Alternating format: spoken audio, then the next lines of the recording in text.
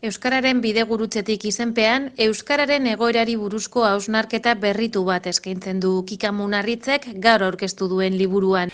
Euskararen bidegurutzetik liburuan saiatu naiz gaur egun euskarak bizi duen une garrantzitsuaren ezaugarri nagusiak azaltzen.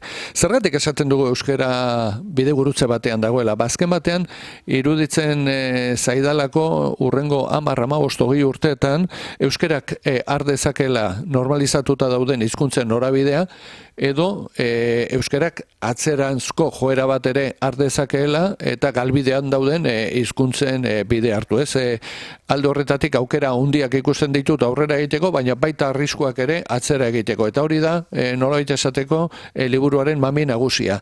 Liburua oso liburu divulgatiboa da, errez irakurtzen dena, eta saiatu naiz, liburu entretenigarri, interesgarri eta ulergarri bat egiten, eta bertan hainbat aspektu landu ditut. Hasten naiz euskerak munduan duen kokapena aztertzetik, erabileraren garrantzia nabarmentzen dut, euskalgintzaren barruan Neronek ere azkenengo urte hauetan bizi izan ditudanak aztertzen ditut euskaraldian olako geldirune bat eginez, autobiografia linguistiko bat ere eskaintzen dut, nabarmenduz denok dugula ibilbide linguistiko bat, umore ataltxo bat ere bai, euskaldunok nozitzen ditugun patologia linguistikoak aipatuz, eta nolako euskera erabiltzen dugun ere, aztertzen dut atal batian.